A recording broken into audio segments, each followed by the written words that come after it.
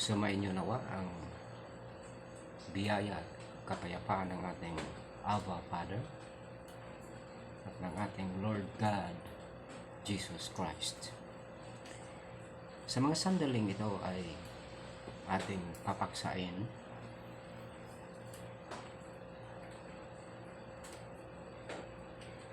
the Father and Jesus Christ are coexistent but respectively. Hence, a united God, not one nor three. Proverbs 8:22-30 and 31. Marami po ngayong mga pananampalataya at ito'y mahahati natin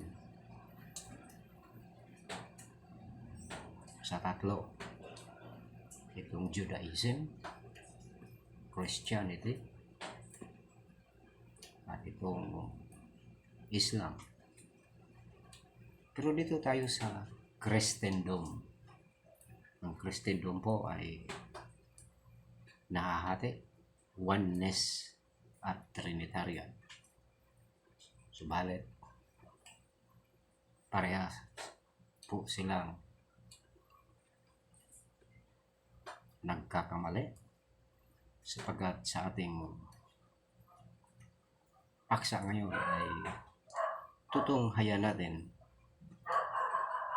na mayroong dalawang Diyos, the Abba Father and the Lord God Jesus Christ, which were coexistent. They are a united God. Hindi oneness, hindi Trinitarian, hindi 1 in 3 o 3 in 1. Ang katotohanan pong ito ay absent po sa mga kautusan o kasulatan ni Moses. Ito'y unang napahayag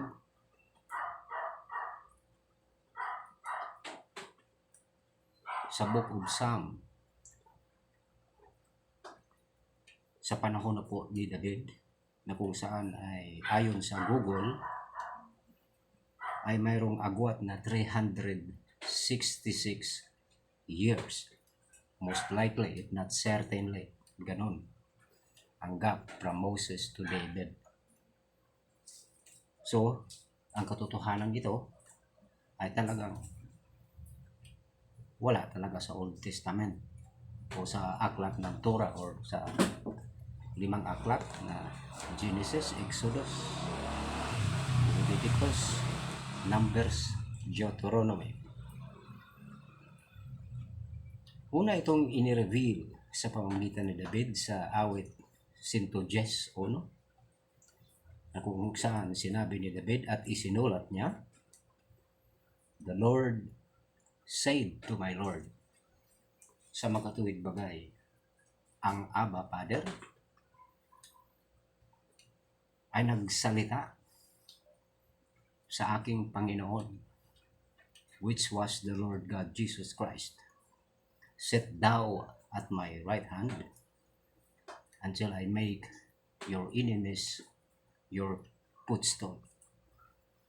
At ito pong katotohanan ito ay pinagtibay po ng ating Panginoon sa Mateo 22:44-46. Sabi pa nga ng Panginoon, papaanong naging anak o papaanong si Jesucristo ay naging anak ni David? Yamang tinawag ni David si Jesucristo ang Panginoon na kanyang Panginoon. Paano naging anak yun? Doon nagkamali yung mga teachers of the law. Sabihin na natin, the Pharisees, the scribes, the Sadducees, hindi nila naunawaan yon kasi wala nga sa kasulatan ni Moses. At nang mawala na o lumipas na yung panahon ni David, sumunod sa kanya si Solomon. At ayon din sa Google, mga 480 years mula sa panahon ni Moses. So, ang katotohanan ito na dalawa ang Diyos, ang Abba Father at ang ating Lord God, Jesus Christ, ay inire-reveal lamang ng Panginoon sa pamamagitan ni David at saka kay Solomon. At kung ating maalaala na ito si David ay tinawag ng Panginoon na the man after God's own heart. Ang puso ito ni Solomon ay taglay-taglay ang puso ng Panginoon. At ito namang si Solomon ay tinatawag na the wisest man on earth. So, sa dalawang katangian ito ng katauhan, pusong katulad ng Diyos at wisdom na mayroon ng Diyos, in-reveal ng Panginoon that our God, the Father, and Jesus Christ are a united God.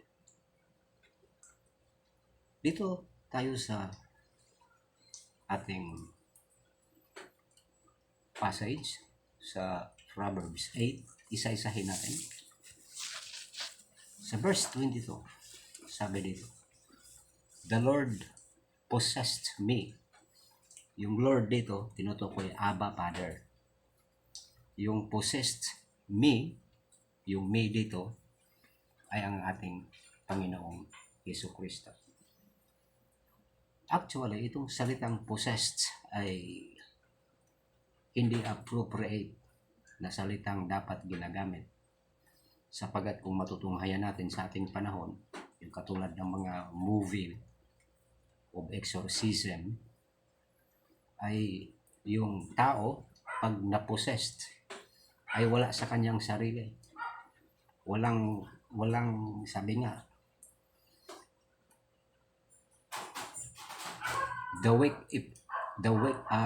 the flesh is weak. So, kontrolado ng spirit ang katawan. Hindi po ito ang ibig sabihin na mali ang, o hindi man sabihin mali, inappropriate ang salitang possessed na ginamit dito. Dahil isang espiritu pumasok sa isang katawan. Yung ibig sabihin ng possessed, as in an exorcism movie. Ang appropriate na salita na ginamit dito ay the Lord acquired me jurisdiction in the beginning of His way. Or, the Lord subjected me to His authority in the beginning of His way.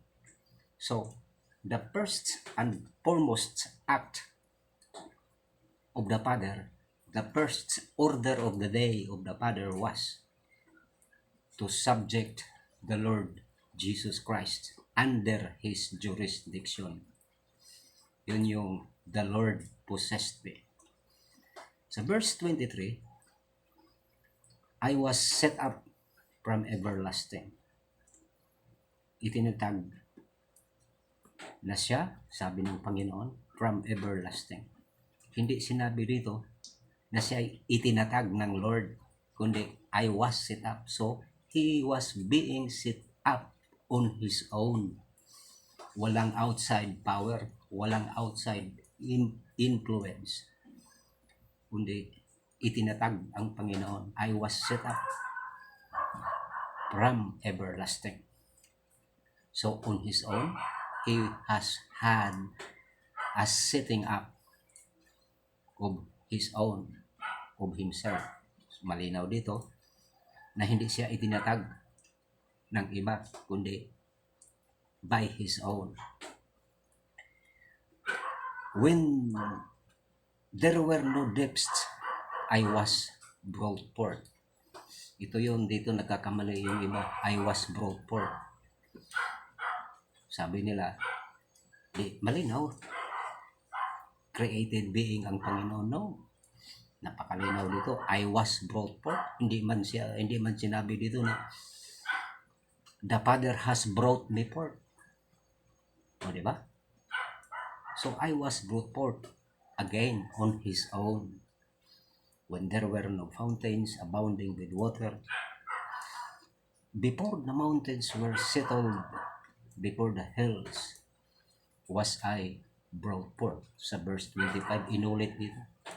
Binigyang diin ng Panginoon na nag-exist siya on His own.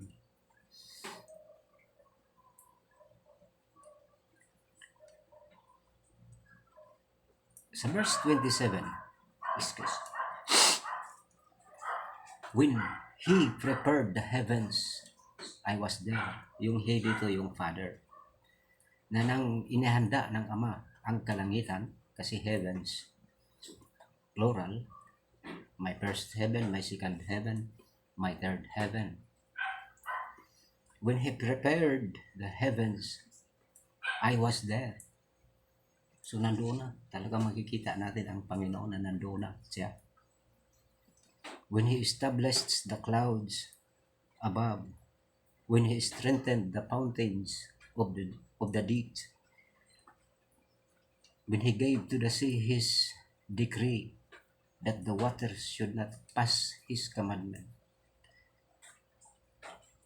So, makikita natin na ang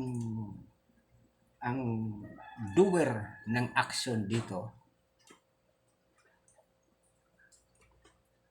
hanggang verse 30 ay ang Ama. Nandoon lang ini-specify na nandoon yung presence ng Panginoon. Now, dito tayo sa verse 30. Then I was by Him. Ito na. Sa verse 30, saka lang sila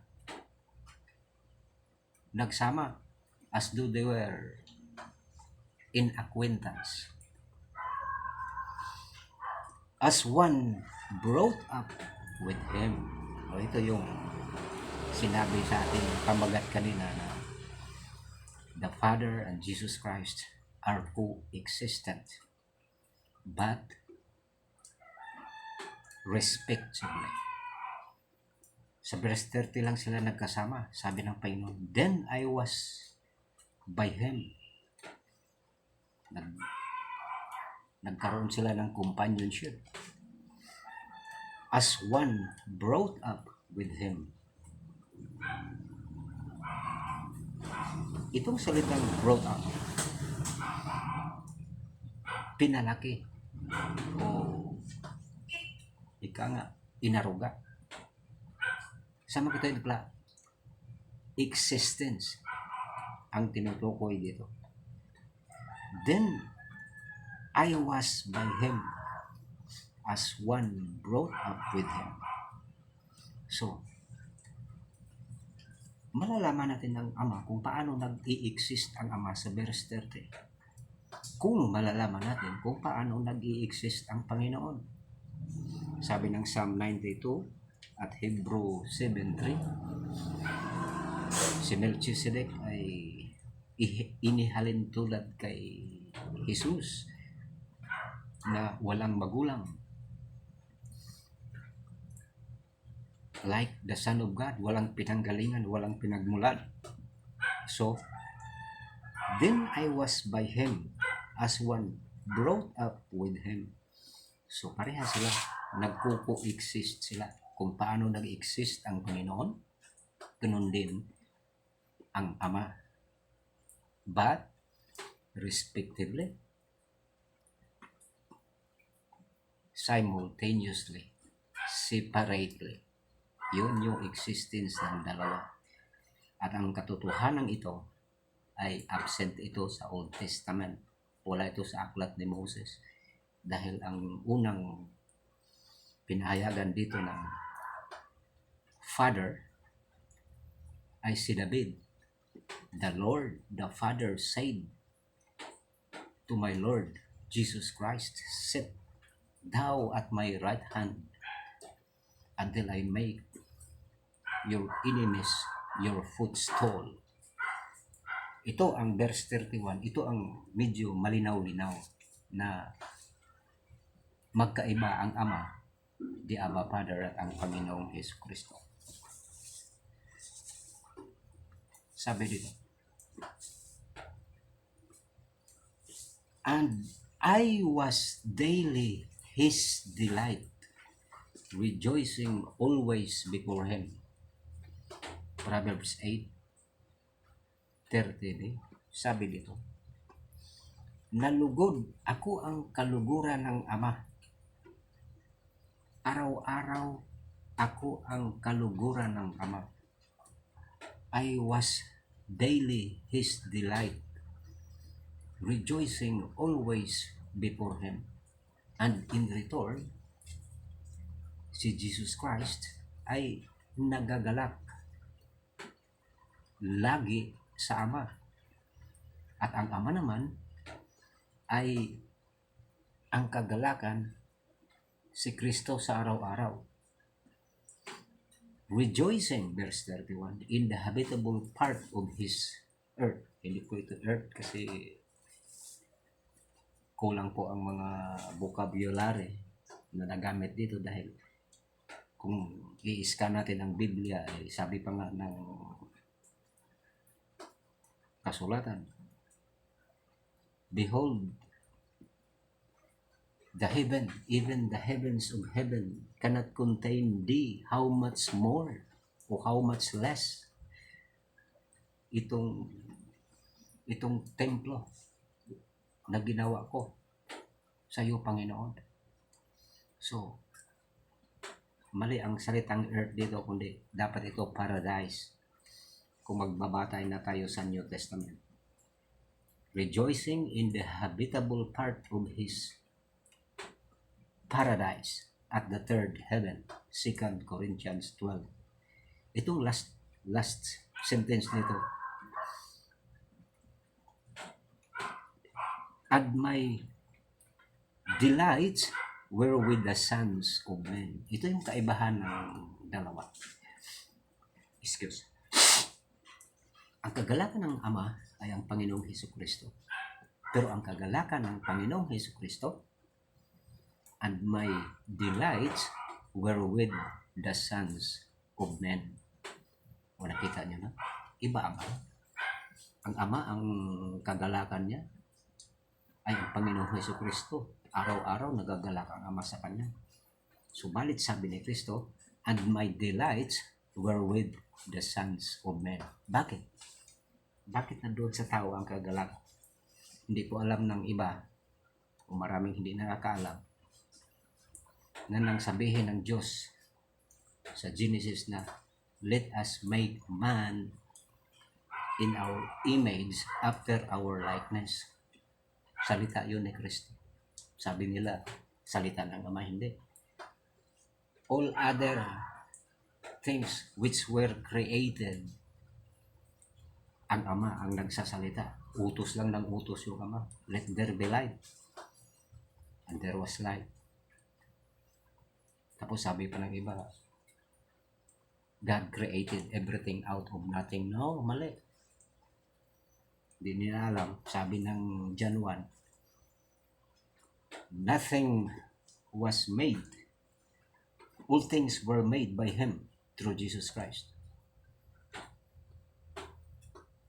And without Him was not anything made that was made.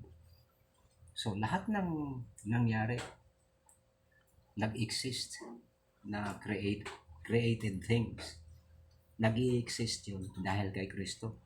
So ibig sabihin, si Kristo ang nag-i-execute sa salita ng Ama. Ang sabihin ng Ama, let there be light.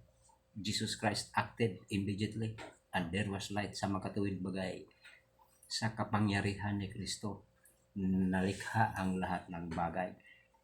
Subalit ng sabihin na ni Kristo o ng Diyos na let us make man in our image after our likeness. Hindi yun ang salita ng Ama. Bakit? Napakalinaw.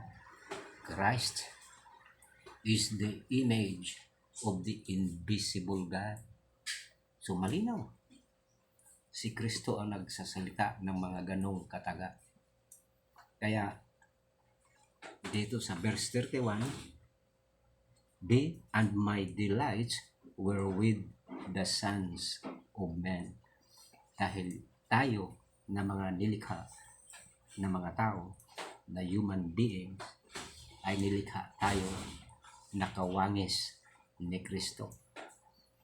Si Kristo naman, kawangis niya ang Ama. Then, I was by Him as one brought up with Him. Kung paano nalikha ang Ama, hindi naman nalikha eh. Pero ang term natin ginagamit, brought up. Then I was by Him as one brought up with Him. Si Kristo nag-i-exist nang walang simula from the beginning. So ganun din yung Ama. Tayo naman, nalikha sa image and likeness ni Jesus Christ. Sabi po ng iba, nang kausap ng sabihin daw yun ng mga mga anghel daw ang kausap ng Panginoon. Mali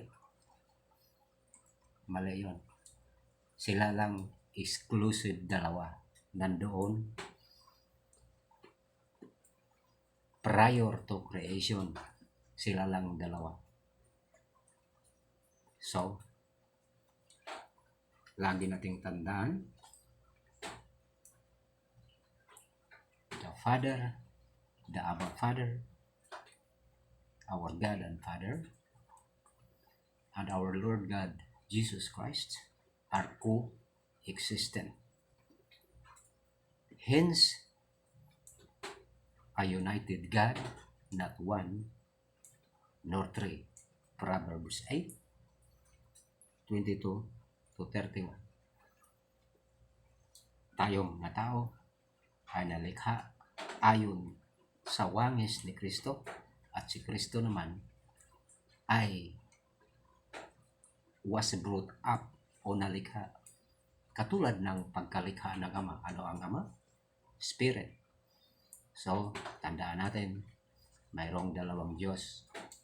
Katulad ni Pharaoh of Egypt. Sabi ni Pharaoh of Egypt doon kay Joseph, the dreamer, only in the throne am I greater than thou. But outside the throne, ikaw, Joseph, ang pinakadakila. So, a united God. Wala pong rivalry sa Ama. Siguro instinct, inherent sa kanila na nang sila ay mag-exist. Inherent na yun na ang Ama ay siyang maging Ama at ang Kristo ay siyang maging anak. So, illogical naman, irrational kung pantay lang yung Ama at anak.